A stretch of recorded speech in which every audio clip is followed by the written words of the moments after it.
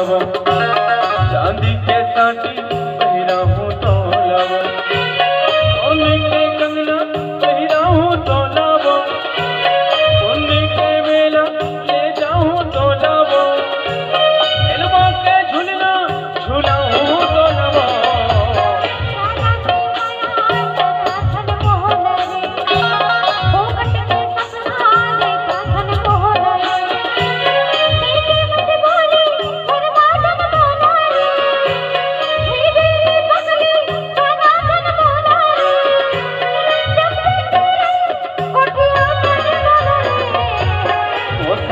साड़ी पहिरा हूँ तो लावो, चांदी के साटी पहिरा हूँ तो लावो।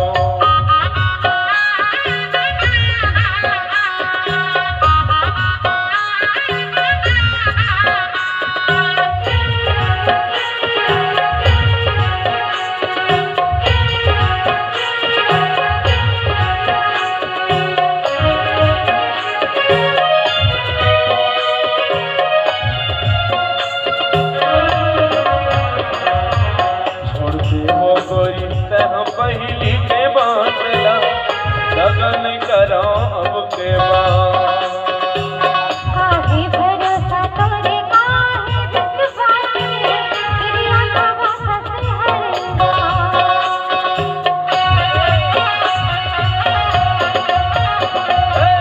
छोड़ दे वो गोरी तह पहली के बाटला लगन करो अब के बाद।